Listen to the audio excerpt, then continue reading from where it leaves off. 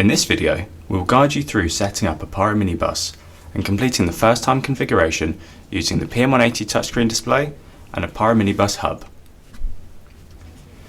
The PyroMiniBus sensor is a general purpose, non-contact infrared temperature sensor designed to measure the surface temperature of non-reflective materials in industrial applications with a temperature range from -20 degrees Celsius to 1000 degrees Celsius.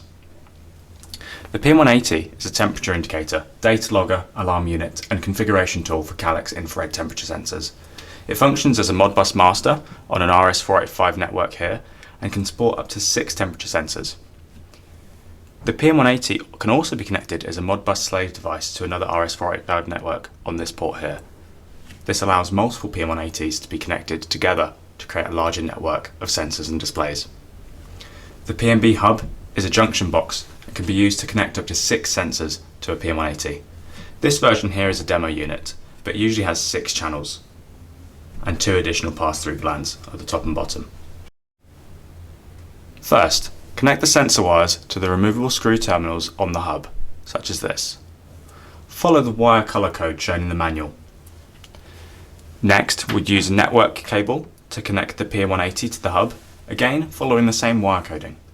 Power should then be applied to the junction box. When powered on, the first screen displayed on the PM180 is the sensor list. This list is empty by default. We can unlock the device using our password here. By default, this is 1234. We can then open Settings and Modbus Master. By going to the sensor list, we can add a device. This sensor here is address number 2. So we'll select PyroMiniBus and address 2. The device has been added.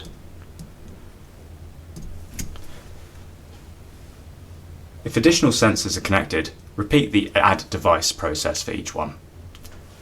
Once complete, tap the exit icon like I've just done and you can begin measuring temperatures. Further information on the PM180 touchscreen interface can be found on our website.